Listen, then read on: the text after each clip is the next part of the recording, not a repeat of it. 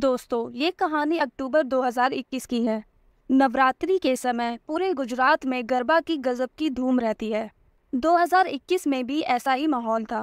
10 से 11 अक्टूबर की दरमियानी रात गुजरात के वडोदरा की रहने वाली एक 36 साल की महिला अपनी 6 साल की बेटी के साथ गरबा खेलने के लिए पास के ग्राउंड में जाती है। आधी रात को जब वो दोनों वापस आती है तो अचानक माँ बेटी की तबीयत खराब होती है और अस्पताल जाते जाते उन दोनों की सांसें थम जाती हैं। इस खबर से हर कोई शॉक्ड रह जाता है कि जो माँ बेटी बड़े मजे से गरबा खेल रही थी, अचानक से उसकी मौत कैसे हो सकती है। पुलिस भी इसी प्रश्न का उत्तर जानने के लिए केस की जांच शुरू करती है। केस में आगे जो खुलासा होता है उसे सुनकर हर कोई सन्न रह जाता है। पूरी सच्चाई यकीन से परे थी। तो आखिर इन दोनों माँ बेटी की मौत की वजह क्या थी और इन दोनों की मौत का गरबा कनेक्शन क्या था और इन दोनों का कातिल कौन था, चलिए जानते हैं इस कहानी के बारे में। दोस्तों, जैसा कि हमने आपको बताया, ये कहानी गुजरात के वडोदरा शहर की है। इसी शहर में तेजस पटेल नाम का एक व्यक्ति अपने 36 साल की पत्नी शोभना पटेल और 6 साल की बेटी काव्या के साथ रहता था। तेजस और शोभना की शादी कुछ साल पहले ही हुई थी। शोभना कुछ साल तक तो तेजस के साथ ससुराल में ही रहती थी। हालांकि कुछ समय बाद ही किसी बात को लेकर परिवार में कड़वाहट बढ़ने लगती है। एक समय बाद कड़वाहट इतनी बढ़ जाती है कि शोभना अपने पति तेजस पटेल के साथ वापस अपने माता पिता के घर आ जाती है और यहीं पर रहने लगती है। पिछले 5 साल से तेजस अपने पत्नी के साथ अपने ससुराल में ही रह रहा था। शोभना और तेजस की एक 6 साल की काव्या नाम की बेटी भी थी जो इन लोगों के साथ ही रह रही थी। परिवार का भरण पोषण करने के लिए तेजस वडोदरा की मशहूर गेंदा सर्कल के पास एक इलेक्ट्रॉनिक शोरूम में बतौर सेल्समैन काम किया करता था। आमतौर पर होने वाली छोटी मोटी लड़ाइयों को छोड़ दिया जाए तो यहाँ ये परिवार मिला जुलाकर एक अच्छी जिंदगी ही जी रहा था। लेकिन इन सभी लोगों की जिंदगी बहुत लंबे समय तक अच्छी नहीं रह पाती है। तारीख थी 10 अक्टूबर 2021। नवरात्रि का समय चल रहा था। इस दौरान पूरे गुजरात में बड़े पैमाने पर गरबा का आयोजन किया जाता है। जिस अपार्टमेंट में शोभना और तेजस रहते थे, उस सोसाइटी के भी प्लॉट पर 10 से 11 अक्टूबर की रात गरबा का कार्यक्रम आयोजन किया गया था। रात के करीबन 9:30 बजे शोभा अपनी 6 साल की बेटी काव्या को लेकर सोसाइटी के इसी ग्राउंड में आ जाती है। यहाँ ये दोनों लोगों से बड़े प्यार से मिलते जुलते हैं और गरबा खेलते हैं। रिपोर्ट्स के मुताबिक रात के 11:30 से 12 बजे तक गरबा पार्टी चलती रहती है। रात के करीबन 12 बजे के आसपास गरबा पार्टी खत्म होने के बाद शोभना अपनी बेटी को लेकर वापस अपने कंपार्टमेंट में आ जाती है। इस समय तक परिवार के अन्य सदस्य सोने की तैयारी कर रहे थे, इसलिए शोभना भी अपने भाई जितेंद्र बढ़िया को गुड नाइट कहती है और अपने कमरे की तरफ सोने चली जाती है। कमरे में पहले से ही शोभना का पति तेजस मौजूद था। यहाँ पर सभी एक दूसरे को हाय हेलो करते हैं और सोने चले जाते हैं। यहाँ तक सब कुछ बिल्कुल नॉर्मल था। परिवार के दूसरे लोग भी सो जाते हैं। तभी रात के लगभग 2 बज रहे थे। अचानक तेजस भागते हुए अपने कमरे से निकलकर नीचे फ्लोर पर आता है और अपने साले जितेंद्र बढ़िया के पास जाता है और घबराई हुई आवाज में जितेंद्र को कहता है, पता नहीं शोभना और काव्या को क्या हो गया है। दोनों कुछ भी नहीं बोल रहे हैं और लगभग दोनों बेहोश हैं। ये सुनकर जितेंद्र भी घबरा जाता है और भागते हुए तेजस के कमरे में जाता है और वो देखता है कि दोनों लगभग बेहोश पड़े हुए हैं। जितेंद्र दोनों को जगाने की कोशिश करता है, लेकिन दोनों की तरफ से कोई भी रिस्पांस नहीं मिलता है। घबराकर दोनों को लेकर जितेंद्र पास के हॉस्पिटल जाता है। यहाँ आते ही डॉक्टर द्वारा दोनों को मृत घोषित कर दिया जाता है। जैसे ही इस खबर की जानकारी सोसाइटी में रहने वाले अन्य लोगों को मिलती है, हर कोई हैरान रह जाता है। लोग अपने हिसाब से दोनों के मरने के कारणों पर कयास लगाने लगते हैं। इस मामले की जानकारी पुलिस को भी दे दी जाती है। क्योंकि डबल डेथ का मामला था, इसलिए भागते हुए पुलिस वाले भी मौके पर पहुंच जाते हैं और दोनों की बॉडीज को अपने कब्जे में लेते हुए पोस्टमार्टम के लिए भेज देते हैं। वैसे तो पहली नजर में पुलिस वालों को दोनों की मौत नेचुरल नहीं लगती है, क्योंकि शोभना के गले पर गहरे निशान दिखाई पड़ते हैं, जैसे मानो किसी ने उसका गला दबाया हो।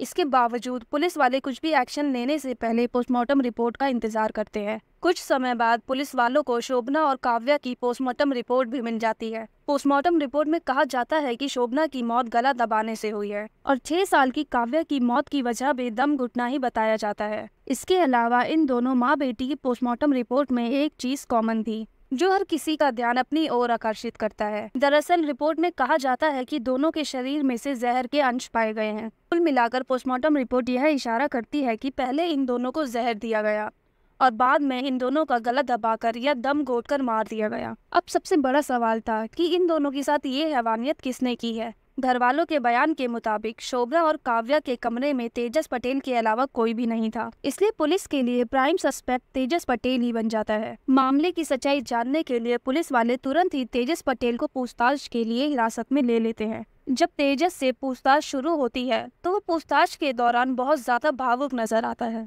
इसके अलावा पूछताछ के दौरान वह बार बार रोने लगता है। लोग अनुमान लगाते हैं कि तेजस ने अभी अभी अपनी पत्नी और बेटी को खोया है, इसलिए शायद वो बहुत गहरे सदमे में है। इसलिए थोड़ी देर की पूछताछ के बाद तेजस को घर भेज दिया जाता है। पूछताछ में तेजस सिर्फ इतना कहता है कि मुझे नहीं पता इन दोनों की मौत कैसे हुई। जब ये दोनों गरबा खेलकर वापस आए तो हम सभी सो गए, और जब रात के 2 बजे अचानक मेरी आंख खुली और मैंने इन दोनों को उठाने की कोशिश की तो इन दोनों की तरफ से कोई भी रिस्पांस नहीं मिला। इमोशनल तेजस पटेल को भले ही पुलिस ने छोड़ दिया था, मगर अब भी वह पुलिस के लिए प्राइम सस्पेक्ट था। लेकिन हालात को देखते हुए पुलिस जल्दबाजी नहीं कर रही थी और अब पुलिस वाले तेजस पटेल के घर की छानबीन करने का फैसला करते हैं। छानबीन के दौरान जब पुलिस वाले छत पर जाते हैं तो उन्हें छत पर कचरे के बीच चूहे मारने की दवा का खाली डिब्बा दिखाई देता है। कचरे में चूहे मारने की दवाई के डिब्बे का मिलना इत्तेफाक नहीं था, क्योंकि पोस्टमार्टम रिपोर्ट में शोभना और काव्या के शरीर से चूहे मारने वाली दवा के सैंपल ही बरामद हुए थे।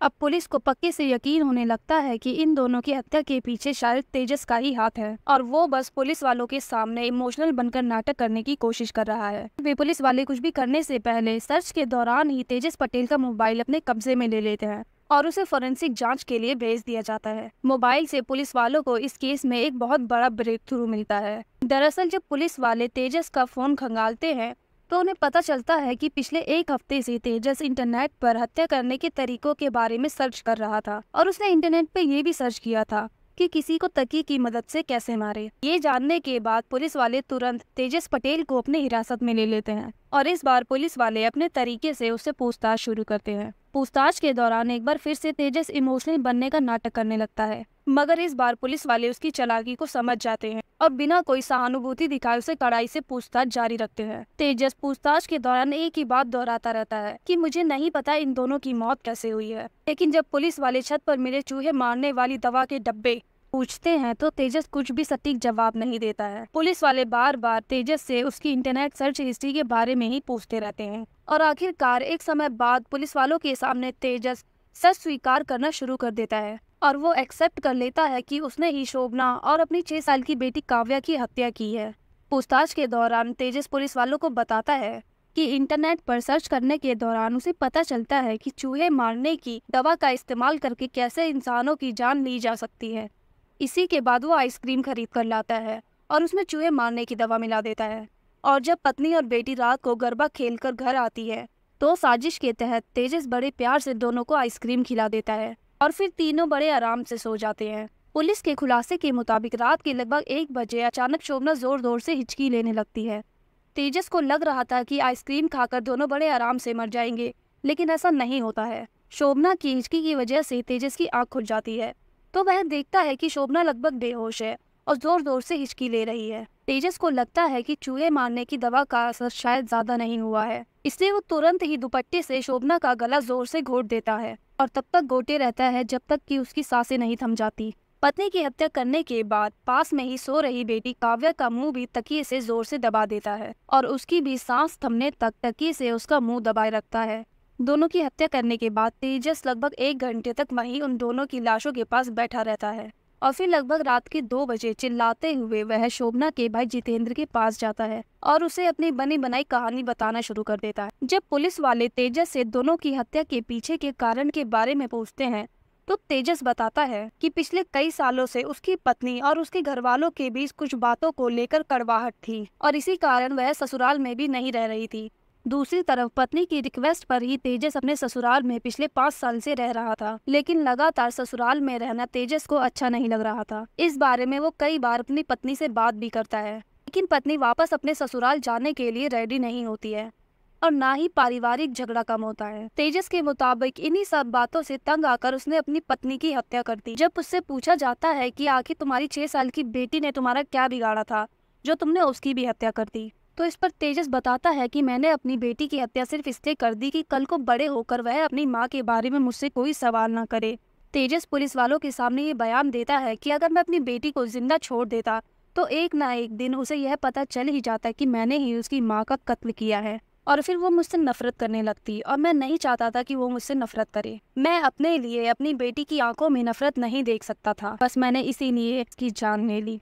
इस खुलासे के बाद पुलिस वाले तेजस पटेल को गिरफ्तार कर लेते हैं। हत्या की विभिन्न धाराओं के तहत मामला दर्ज करते हुए पुलिस वाले अपनी जांच और आगे बढ़ाते हैं। और जब इस मामले में जांच आगे बढ़ती है तो एक और चौंका देने वाला खुलासा होता है। दरअसल पुलिस वालों को यह पता चलता है कि जिस शोरूम में तेजस काम किया करता था, वहाँ एक लड़की भी काम करती थी। पिछले कई महीनों से तेजस इस लड़की के पीछे हाथ धोकर पड़ा हुआ था, और उसने लड़की को कई बार प्रपोज भी किया था, लेकिन लड़की ने मना कर दिया था।